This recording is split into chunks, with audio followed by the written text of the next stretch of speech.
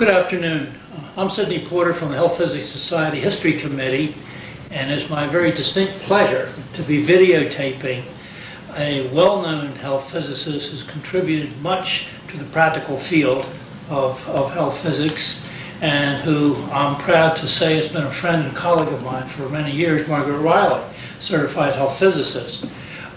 Margaret has a very rich and varied background, and I'd like to start right off by saying that this is September the 5th, 2002, and we're at the Hershey Medical Center in Hershey, Pennsylvania. And Margaret, how about telling us about your early days? Okay, well, I was born in Lebanon, Pennsylvania in December of 1941. You can do your own math. And let's see, I went to local parochial schools. Following high school, I went to College of Misericordia, got a BS in chemistry, and my first job was with the state. My first real job was with the Commonwealth of Pennsylvania in the paint lab at the State Bureau of Standards, which is a kind of weird place to start. One thing I got out of that was I know how to hold a paintbrush. From there, after about 2 years there, I switched to the Occupational Health Bureau in the State Department of Health in the radiological health section. I, in essence, did a lot of gamma spectroscopy and strontium separations, that sort of thing. What made you switch? What, go to? Yeah, what caused you to switch to go there? Seemed more interesting. You know, I had spent a lot of time getting used to doing analytical chemistry rather than applied materials testing, although as I said before, I did get a lot out of that, out of the Bureau of Standards. I can write specs that'll knock your socks off. It's another thing I got there. But let's see, the state was involved in environmental surveillance. This is sort of the tail end, or the beginning of the tail end of the atmospheric fallout days. In those days, it was not uncommon to see 50 picocurie per liter strontium in milk and similar concentrations of cesium. So, you know, there was a time when there was stuff out there. After a year or so in the rad lab, as I affectionately called it, really creative, I went to grad school at Rutgers. What made you do that, by the way? I didn't want to die at a bench. You know? So, and also the radiation stuff was kind of cool, because I've always been interested in esoteric and obtuse things, as people around me would willingly agree with. And the radiation thing really got my interest.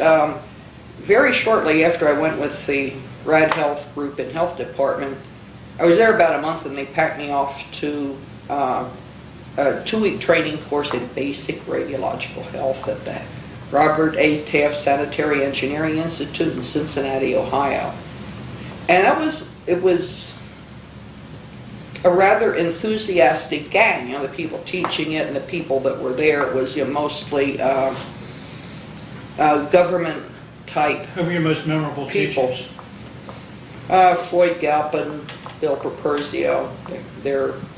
I'm trying to think of some of the others. But in 1965, which was the first full year I was in radiological health in the state health department, I went to 3 courses at Cincinnati, plus I think they brought 1 or 2 on the road to Harrisburg. So man, I was really steeped by this time. In fall of '66, I started at Rutgers. And at the tail end of that, we had 10 weeks of sort of OJT at Brookhaven National Labs. So Who'd you get to know there? Oh, well, Andy Hall, Charlie Meinhold, Yep. of course. Oh, geez, I wish I would have written them down. I could have cued myself. Lee Phillips, That, Mm-hmm. that greenhouse? Yeah, well, no, greenhouse, I think was, I don't know if he was off someplace else or not there yet or whatever.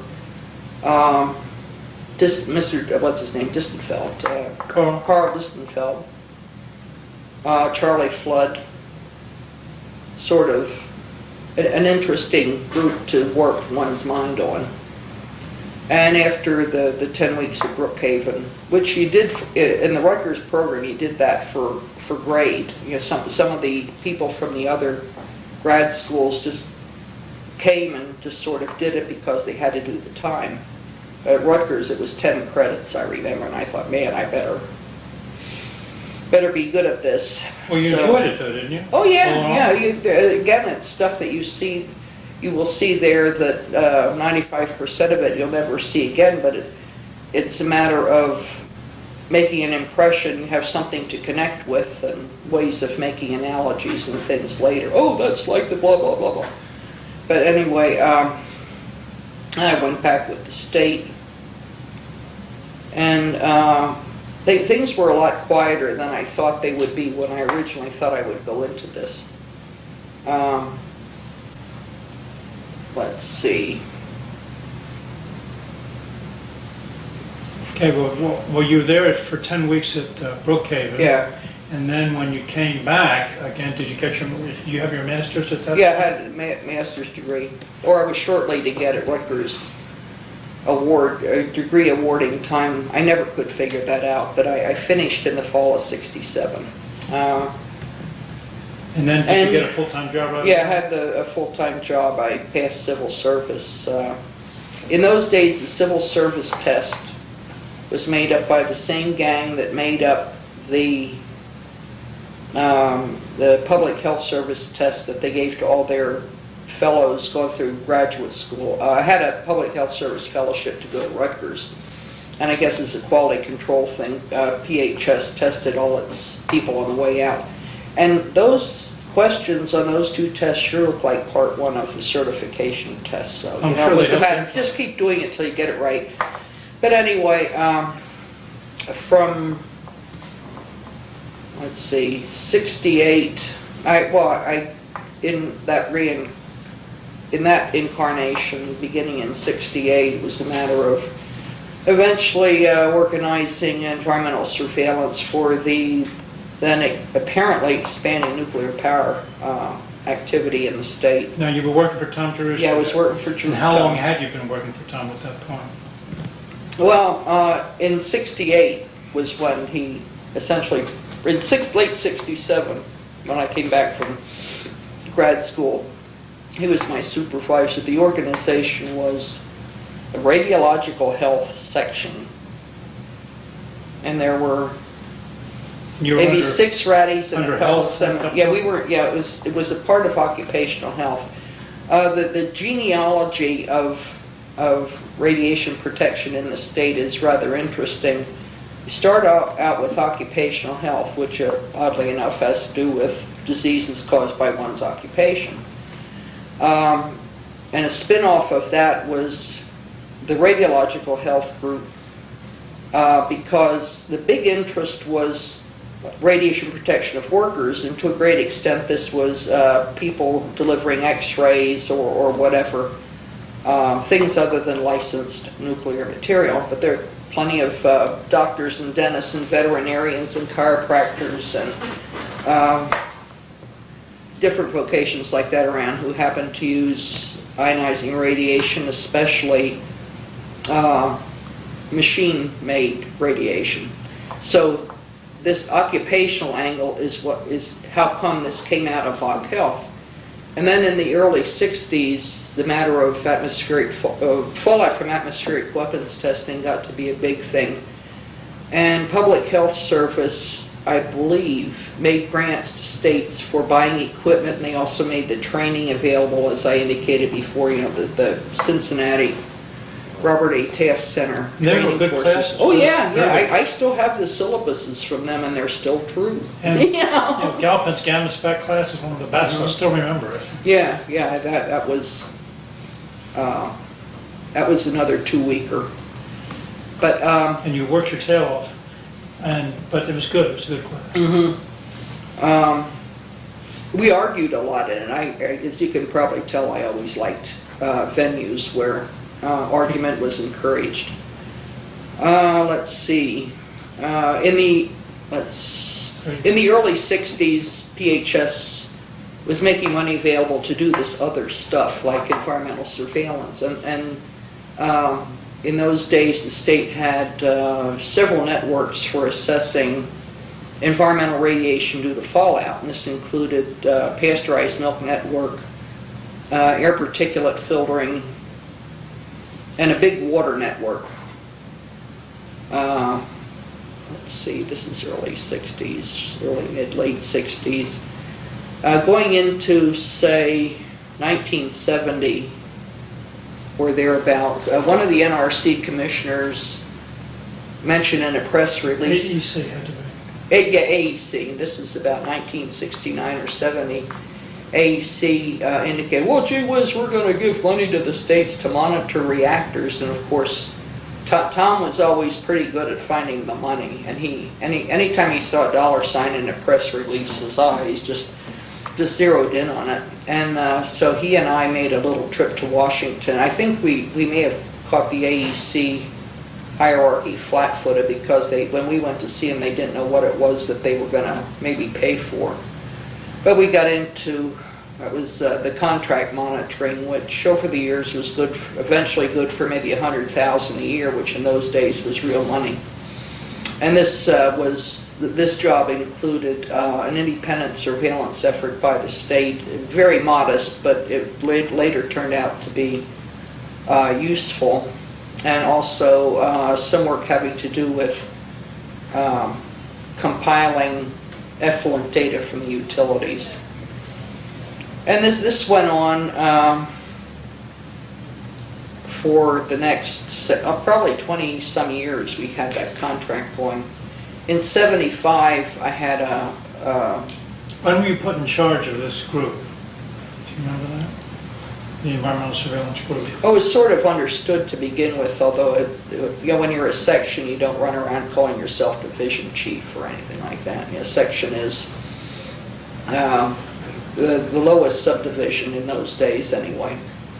Around 1971, in keeping with the fashion in the nation at the time, the state organized the Department of Environmental Resources, and they took pieces of what had been environmental health in the health department, ganged it together with a bunch of other things, and we became DER at that point. And you had your lab with you at that point? Yeah, we still had the lab.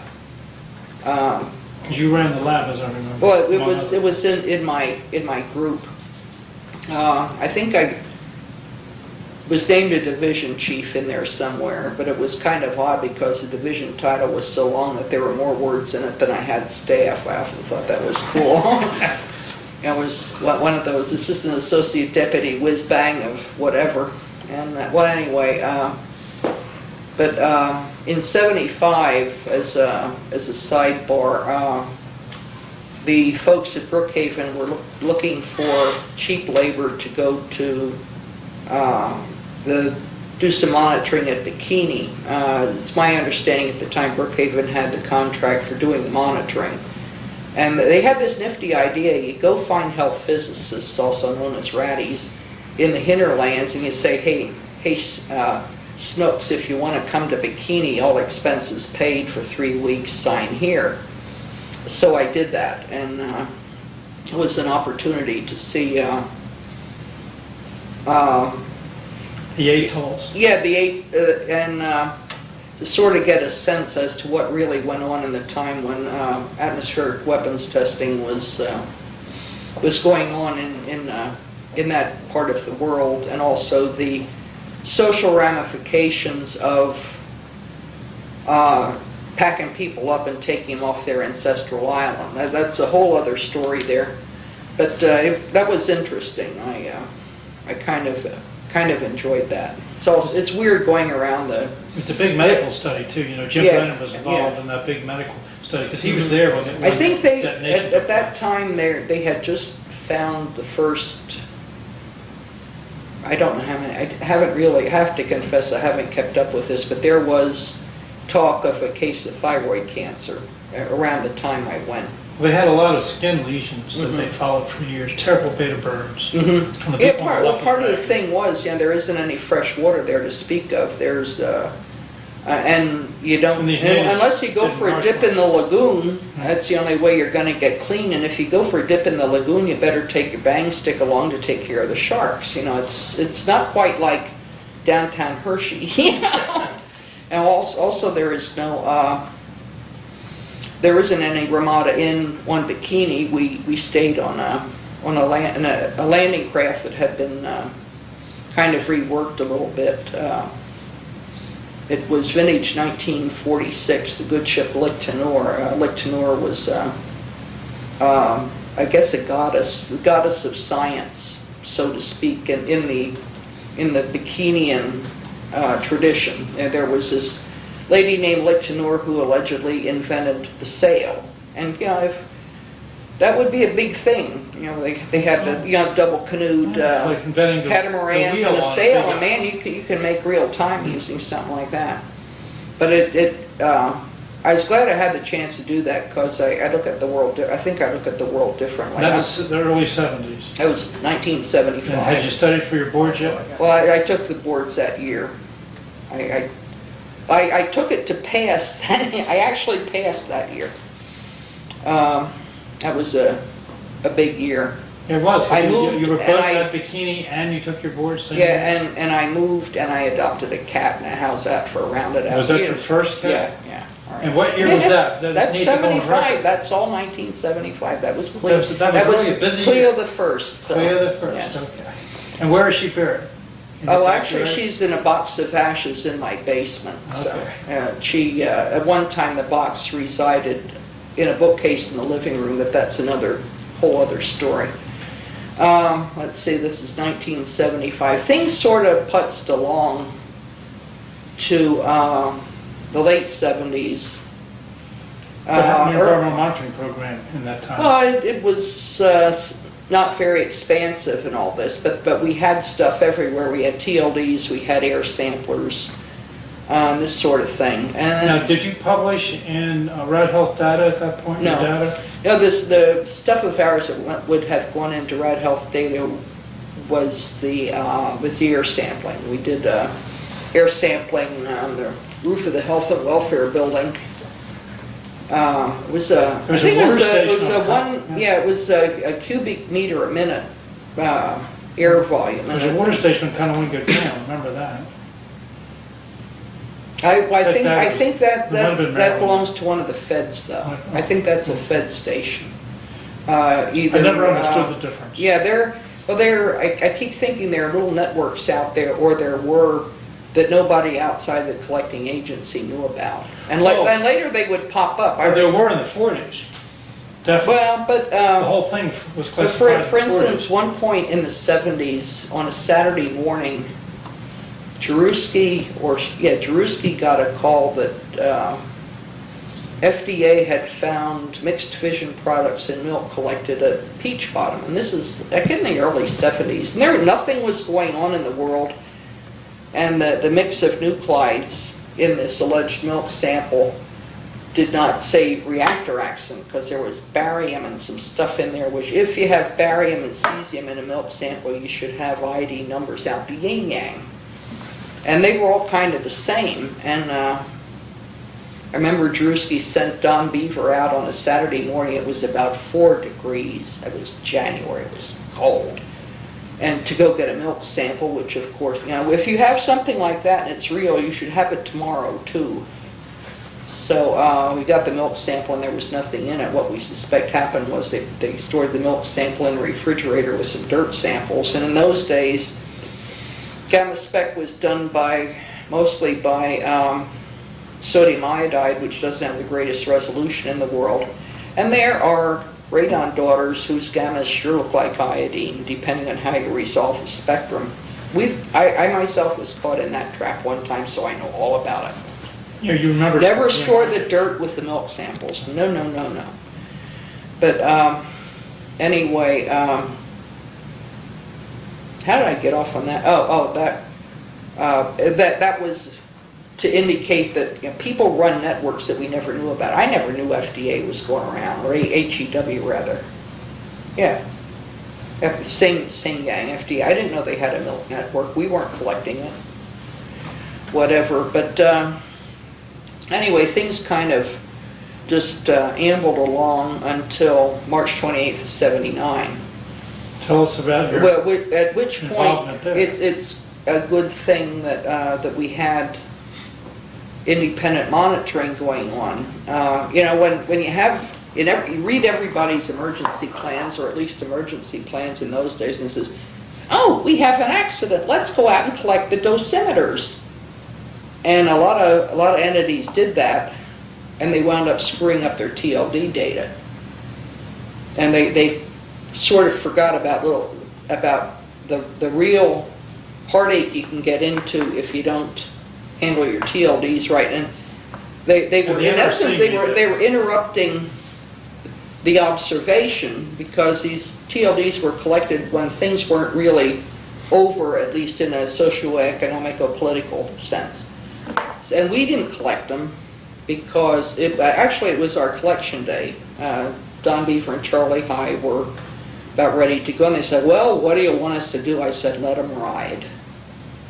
Why I said that, I don't know. I figured that there's going to be something else for them to do, so I didn't want them squandering effort to go out and do this.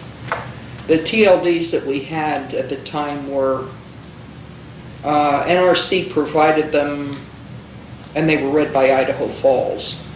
So, and those TLDs are probably the only continuous TLD sample or observation, the only set of continuous TLD observations over the course of the accident.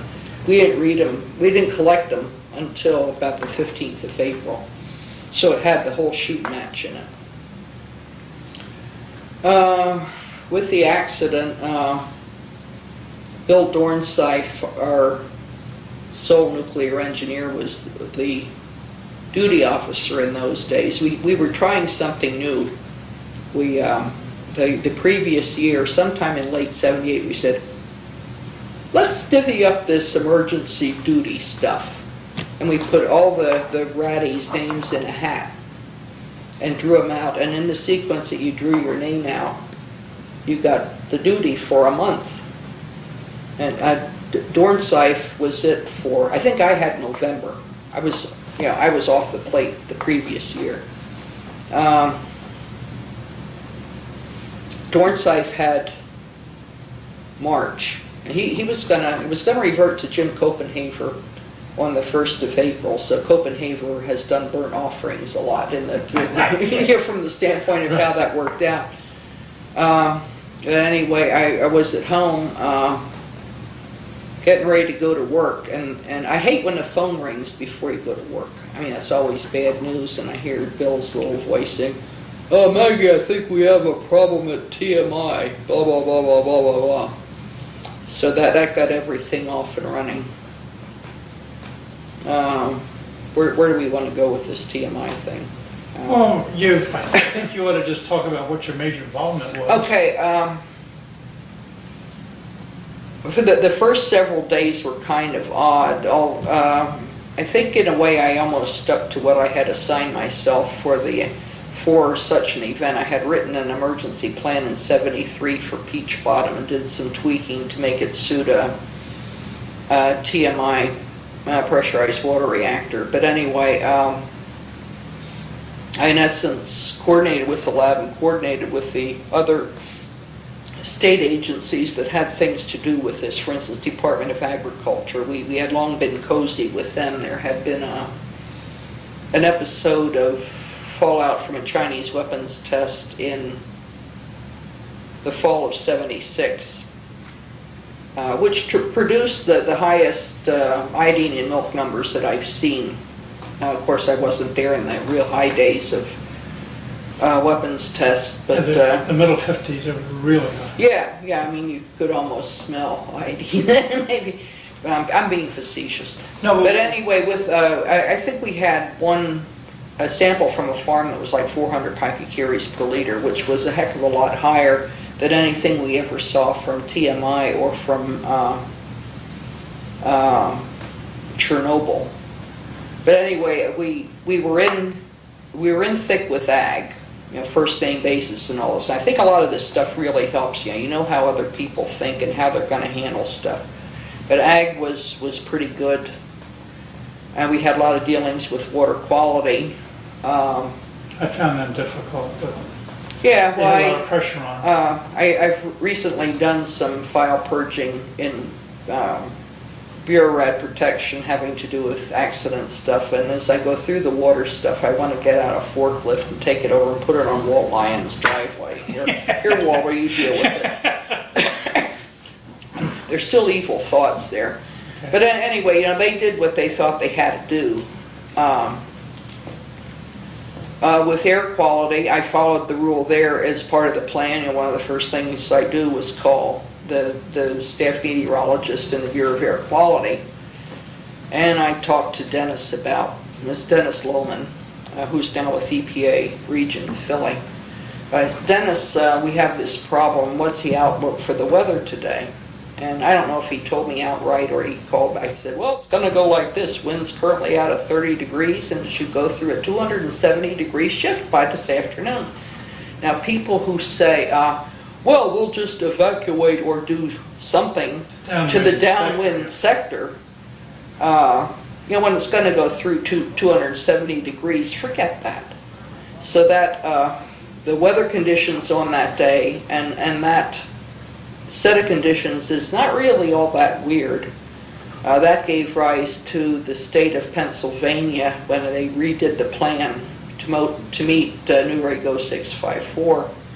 That led to the state being odd and saying, if we do anything in the EPZ, we do it to the whole thing. And all 360 degrees? Yeah, just do the whole thing, because for the amount of effort expended by any emergency response unit is the same. You don't have one county going around evacuating everybody. You have each county doing its thing, so it's not overly burdensome. It's not as nasty as it sounds. Plus, they sort of had the notion that people know how far they live from something, but compasses leave them weird. So, I have trouble with left and right, so I can see how most females do. But we just do 10 miles all around. Okay, that was the meteorologist. I talked to Ag around the same time. The chief of the Bureau of Milk Sanitation was Bill Faust at the time, and we decided between us that we would start milk sampling that evening, figuring that this accident started at 4 o'clock in the morning, at which time whatever milk was harvested from the cattle, which starts around 5 o'clock, whatever milk was going to be harvested was, as it were, already in the bag. That you could have a really messy thing and you probably wouldn't see it, because the cow's udder was blocked with milk, as it were. So we were going to start that evening where the cow had the opportunity to inhale and ingest whatever it was going to do for the day. So Ag started sampling at the farm that evening. And that went on. Extra milk sampling went on probably for all of 79. Also, you did Mrs. Hardesty's goats. I don't know that we did them. I know GPU did. And it was again an indication that goats are better accumulators of iodine in terms of milk concentration than cows are by a factor of about 10. It might be 8.5, but number of fingers on 2 hands on it, that's easier. And the reason is that goats usually are on pasture and they graze differently from cows. Yeah, if you look at their dentition is different. They'll lick dirt. Sheep are really good, but then I don't know a lot of people that milk sheep. But anyway, also the goats, from what I understand, metabolize iodine a little differently from cows. But anyway, if you get about 10 to 1 goat over cow, that's okay. On the goat angle, somewhere in there, a goat had either twins or triplets, and had a litter, as it were, of kids, which is really odd. And the mother died. The mother goat died, and there was a lot of uproar, that this was due to radiation. When in reality, she died of eclampsia. That's pregnancy-related kidney, high blood pressure things. But the reason, supposedly, that these goats were having litters rather than one or two kids was there had been complaints that the fertility of that goat herd was not what it had been. And GPU hired the El Primo goat guy from the University of Pennsylvania veterinary school. And they got a guy whose big thing in this world was goats. And his recommendation to GPU was, just forget it, I'll just get her a new billy, a new male. And evidently, that was the source of the problem. But anyway, he was the cause of having more kids than one ought to. It was interesting. The kids were born just a few days after the accident. Yeah, and I remember seeing data for work done on dead birds. In the spring when birds are working over the issue of whose territory is whose, you get some pretty nasty stuff going on. Everybody thinks of birds as sweet, good-hearted souls, when all they're trying to do is to reproduce their genome. And my genome is better than yours, so they fight a lot. Also, they tend to get upset and fly into windows. So several dead birds went out to be inspected. One of them, oddly enough, had tapeworms. I often wonder about that. I've told that to vets, and they say, "Wow." But I think some of them might have been whole bird counted. There was nothing on them, because environmentally, the TMI accident was boring. In terms of environmental radiation, anyway. In terms of the reactor building and the auxiliary building and all that was hardly boring. But I always thought, if you mess up a core that well, at the beginning they weren't really sure how messed the core was, but eventually, like in 80, 81. That's about when they pulled the head off and looked in and said, "Oh my God!" An awful lot of the fuel had slumped to the bottom, and it was a real mess.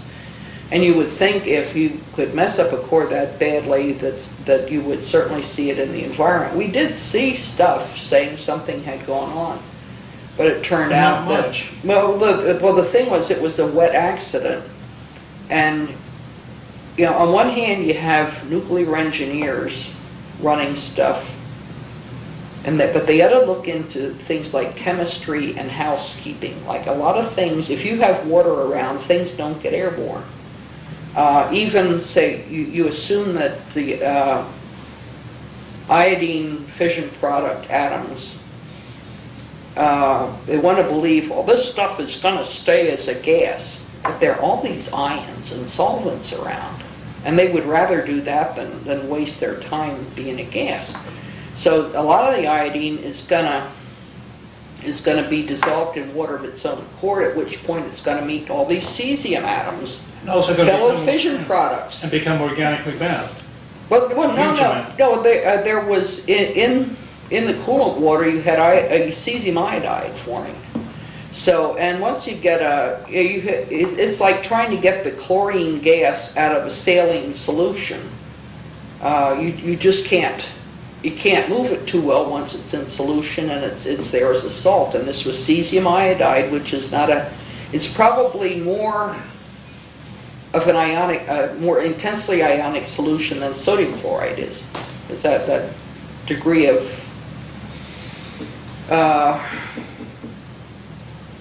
ionness has to do with the size of the atoms involved with it. But anyway, we ran around the first several days. We were really looking for the iodine. I mean, I thought, man, this is the opportunity of a career. We might as well make some lemonade here, and it just wasn't around. And a lot of people, I think, were disappointed that it wasn't, but we really, really tried to find this stuff. Let's see, that's And Bo, you were working 79. horrendous hours. I Oh, remember yeah, that. yeah, well, If you and I would talk every 4 hours. It seems Yeah. to me we talk every 4 hours for 3 or 4 days. Mm-hmm. And Yeah, and you guys I and was giving you NRC the- headquarters and yeah, other people. On Black Friday, which is the third day of the accident, that will forever live in my heart as there are on the nasty symbols scattered all around that one. But on that Friday, we're handling some gas and through a leaking header, and a helicopter, I think that was in the employ of the utility, did a couple of measurements over the vent that it was going out, and they were getting something like 1200 MR per hour, which was not really that big a deal because it's up there, not down here. yeah, and they were looking right down the stack. Yeah, No, and the previous day was it had not been the- 3 times that. It was not the utility helicopter, somebody else's. Okay. Because it's one of the helicopters that didn't know that they were forbidden to run across. Well, it was somebody with a meter, though, and Oh, yeah, I'm somebody pretty with a sure meter. it wasn't DOE. But anyway, this number 1200 MR is floating around, and it was, oh yeah, okay. But at NRC, they had done a back-of-the-envelope calculation as to what kind of ground level gamma levels you may see if they lost the waste gas decay tank. And lo and behold, this back-of-the-envelope calculation says 1200 MR per hour. Now, I'm immediately suspect when you make a rough calculation, you make a measurement, and they're the same. That means one of them's wrong, because it doesn't work like that. And NRC at headquarters evidently got real bent out of shape. Go, oh my God, you got what he calculated on the back of the envelope, and immediately they start yelling, we got to evacuate. Oh, we got better moving than dead, and an awful lot of stuff. This is like 8 o'clock in the morning, and a lot of us hadn't had a decent sleep for about 2 days. And anyway, they're jumping around, and they call up saying, hey, we think you ought to evacuate, blah, blah, blah, blah, blah. And the foot soldier that called us, he said, well, whose idea is this? And they were saying, go out to 10 miles. And I said, whose idea is this? And this individual would not name names nor let us talk to them. And they also called PEMA. And PEMA didn't know who this was that was calling. They know the words NRC, but they don't know people's, the names of anyone who would have cause to call them. So they called us and said, hey, what's this stuff from NRC? And very shortly thereafter, we decided they're calling for something that is not making a lot of sense. And we have to turn this off because it's not true. Didn't they call Dauphin County directly? So I remember? Wasn't there a call from the NRC? I have to think a minute how. Seems to me that's what really No, caused PEMA called Kevin Malloy, who was the county director, and they said to him, get your ducks in a row because we may have something for you to do here. So Kevin got on I guess he commandeered the EBS station saying, oh, we may have something to do here, and I want you to, and he did his standard, you may have to evacuate broadcast, which says take your walkers and your pills and a change of underwear and the things that people frequently leave behind when they have to evacuate, and that gives them real heartache 2 hours later because I don't have my pills. Anyway, Kevin has gone through this, and at that point, that message sort of hit the airwaves with a splat. And I didn't know that this was going out of the county.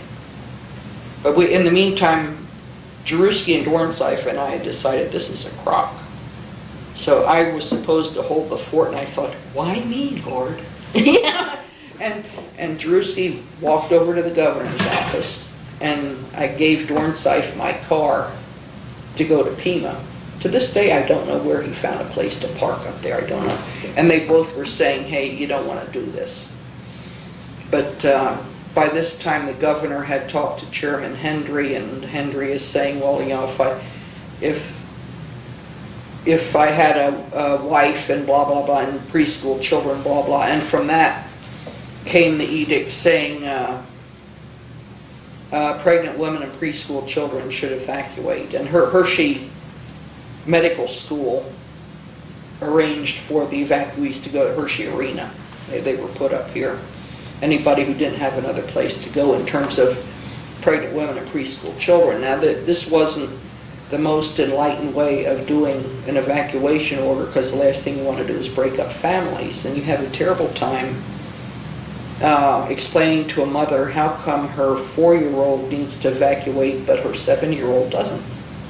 Now you're being a little too, when you only take portions of the population and tell them to do something that's sociologically is not the thing to do. I don't pretend to be a sociologist, but man, you can sit back and watch some mischief in action in some of this. But anyway,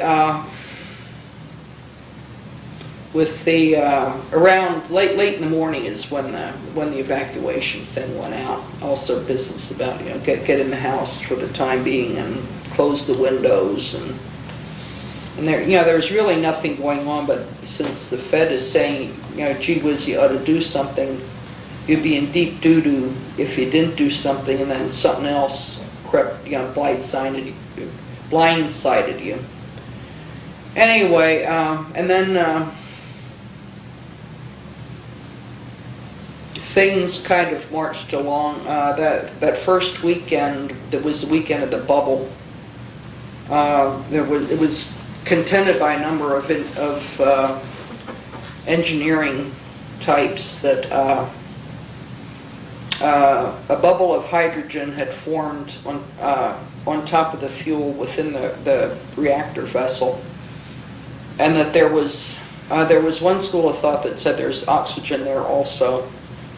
And the hydrogen in oxygen explosion envelope is huge, and there are very few ratios of those that aren't explosive. So they were afraid that somehow a spark was going to get introduced into this and it'd go blooey. But in the meantime, they're using a bleed and feed tactic, you know, taking water with a mixture of whatever gases and junk in it, get the gases out of it and shove it back in. That's bleed and feed. They had oxygen meters. In other words, the utility knew that there was no oxygen. Well, it's just that's only the utilities. What should they know? But you know, half of NRC is saying, oh, you got an oxygen problem. And the other half is saying, no, you don't. And after the accident, Dornsife and I, we're mischievous children. But in Gladstone's Introduction to Nuclear Engineering book, it's copyrighted in the 50s. And we found a line in there that says you don't have oxygen because of a hydrogen overpressure. And here, you know, this was stated in this text as if, doesn't everyone know this? And we seriously considered burning off those pages in the faceplate and putting it in a plain brown wrapper and sending it to NRC. Evil, mischievous children that we are. But anyway, eventually the bubble issue went away. For years later, there were minor civil divisions around TMI that still had 20-mile evacuation plans, because that weekend, people running around saying bubble, bubble, bubble, blow up, bluey, you know, fuel flying through the trees sort of thing. Once you make a plan for 20 miles, you tend to keep it until you have good reason to do otherwise. But eventually, they had some other problems too. With there was an airline strike on at the time, and I think maybe a trucking strike. But there was a need to get a lot of lead bricks into Shield to recombiner, and that was there was a lot of uproar with that too, but National Guard did that yeah. at night. Mm-hmm. Oh, there were weird things that went on. There's, I don't remember in great detail the goings on, but with And it came from the Bureau of Standards. The reason I know that is they've been trying to get rid of these cobalt-60 contaminated bricks for 30 years. yeah, and then when you're going to put it in a reactor building, man, it's a good place to put it. And they ended up at TMI. Yeah. Couldn't believe it, because I knew the guys down there, and they couldn't get anybody to take these bricks for years. And then Yeah, well, all they of a had sudden, an odd tanker from somebody in Texas too. They're funny little vignettes lying all over the place. But so anyway, this was good for job security for you for how many years? A lot of years. Probably into the late 80s. In 1980, we got into the issue of, gee whiz, we had to vent the Krypton 85, you know, the aged atmosphere of the reactor building from the accident. All you have left is a lot of Krypton 85 and some other odds and ends that are filterable. But after an awful lot of uproar, it was finally decided, oh yeah, we'll put this stuff out at a known rate so that, you know, we know what we're putting out, we know where it goes. And for instance, during the eventual venting in the summer of '80, if a thunderstorm came up, they had to stop venting. Now, a thunderstorm has this wonderful unstable atmosphere. You know, you can really mix under those conditions, but they couldn't release them because they had no way of knowing where it was really going. But anyway, we, at the behest, I forget whose idea it was, we got in cahoots with Penn State and Department of Energy. It was Department of Energy money, and they decided we're going to do a community monitoring program as a way of kind of reducing the fear factor on this maneuver, which is basically innocuous. But by this time, the general public isn't trusting anybody. So starting in the late winter of '80,